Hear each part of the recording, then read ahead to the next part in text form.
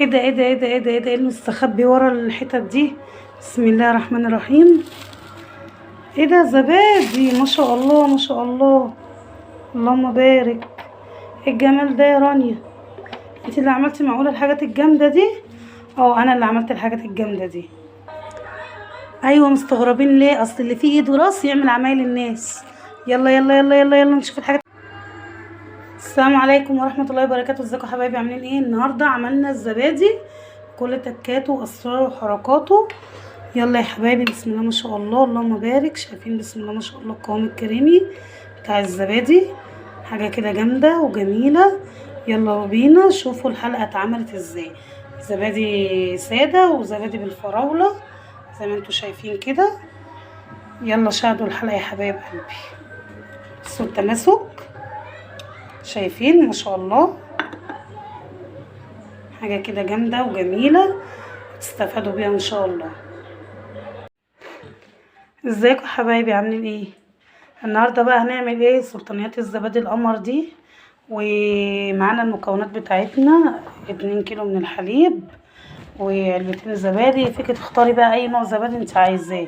انا اخترت النوع دهوت عشان بحبه، اي طعم انت بتحبيه هيديكي نفس الطعم.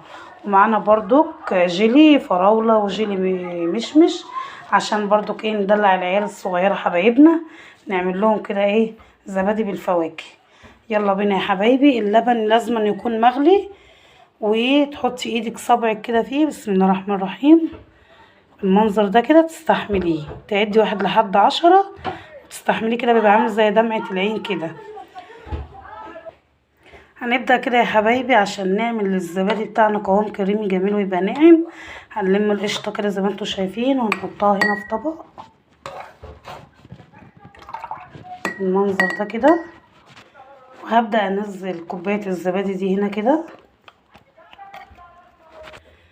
بعد ما نزلنا كوباية الزبادي ديت على القشطة بتاعة الحليب هنفضل كده نضب فيها خالص لحد ما يدينا قوام كريمي ملمس ناعم. هنا بقى يا حبايبي جهزنا شفشق الخلاط. هننزل هناخد بس ايه لتر من اللبن. بسم الله.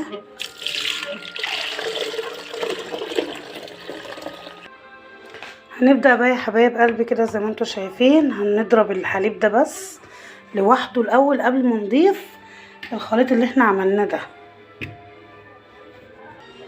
زي ما انتوا شايفين كده يا حبايب قلبي هنبدأ نضرب كده على السرعة البسيطة.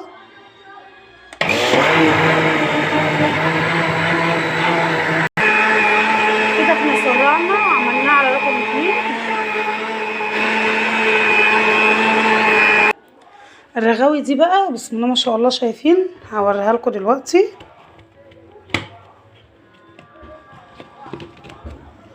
شايفين بسم الله ما شاء الله الرغاوي ديت اللي هتساعد على ان الزبادي بتاعنا يبقى متماسك وكويس وفي طبقة قشطة جميلة. هنبدأ بقى ايه ننزل بالخليط بتاعنا اللي احنا جهزناه ده هنا في الحليب ونبدأ نضربه. في حد هيقول لي يا رانيا ينفع نعمله بحليب اللي هو العلب؟ هقول لكم هينفع، بس انا احب تختار اعمله باللبن الجاموسي البلدي بتاعنا علشان يبقى دسم وجميل. وهو اسمه زبادي بلدي ليه؟ لازم نختار له الحاجه الصح. شايفين بسم الله ما شاء الله لسه ما حطيتش الخليط والفوم بتاعه عمل ازاي. انا نزلت يا حبايبي الخليط اللي هو الزبادي بالقشطه اللي انا عملته، طبعا عشان انا ماسكه الكاميرا لنفسي وبصور فبفصل الكاميرا واعمل الحاجه. المهم بقى احنا هنا هنروح ايه نبدأ نضرب تاني كده على سرعة رقم 1. هبدأ ازود السرعات، يعني هتضربي كده في حدود مثلا 5 دقايق. ريحي الخلاط. انا هريح الخلاط طبعا وهفصل واضرب تاني. بصوا بقى يا حبايبي بسم الله ما شاء الله هبدأ كده ايه اصب الخليط معاكم. بسم الله.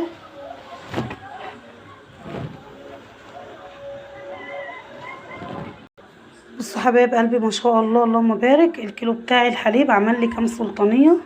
طبعا احنا هنا بقى ايه هنعمل له عمليه حضانه. هنسخن ميه سخنه وننزلها في الصينيه بتاعتنا هنا، ونبدا نغطي الصينيه بتاعتنا دي بالاسترتش راب او باي فوطه كده لازم، وهندخلها الفرن بعد ما نولع الفرن ربع ساعه، وب10 دقايق كده نقفله ونحط الايه الصينيه بتاعتنا دي داخل الفرن. اهو يا حبايبي بسم الله الرحمن الرحيم. هنبدا كده بميه من الكتل بتكون ايه واصله لنص السلطانيات، لنص السلطانيه كده، تفضلي تنزلي كده لحد ما توصل لنص السلطانيه.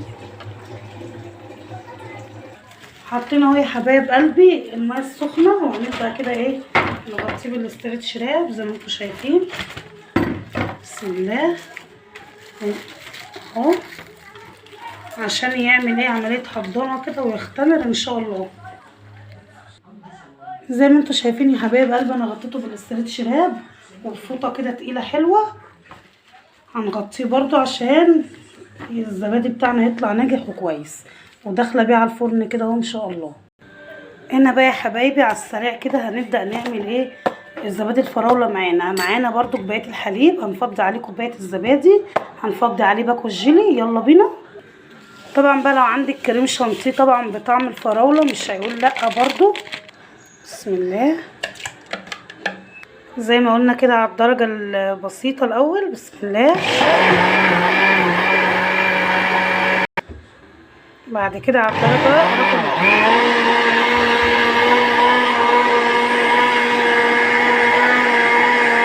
بصوا يا حبايبي بسم الله ما شاء الله شكله عامل ازاي. طبعا انا دوقته لقيته مش مسكر قوي، فانا هضيف له كده ايه معلقتين 3 من السكر حسب الطعم اللي انتوا بتحبوه.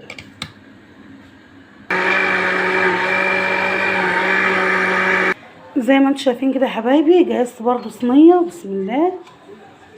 وهبدا انزل الزبادي بتاعي زي ما انتوا شايفين كده في كوبايات من عندي. زي ما انتوا شايفين كده يا حبايب قلبي بصوا ما شاء الله شكله ولون وطعم تحفه حكايه. عقبال بقى ما يجمد كده هيقعد ان شاء الله 12 ساعه. يعني انا عاملاه دلوقتي الساعه 1 بالليل، ان شاء الله كده ايه 1 تاني يوم يبقى متماسك وحلو كويس ان شاء الله. بصوا يا حبايبي بدات انزل بالميه بتاعتي السخنه اهي. لازم زي ما نكون اتفقنا كده نص الصينيه ميه، نص الكوبايات كده توصل عند نص الكوبايات.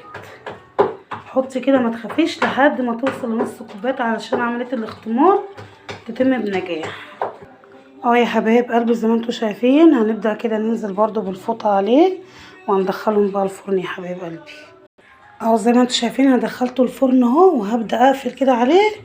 مش هفتح عليه بقى الا بعد 15 ساعه ان شاء الله او 12 ساعه زي ما قلت لكم تاني يوم الساعه 1 باذن الله.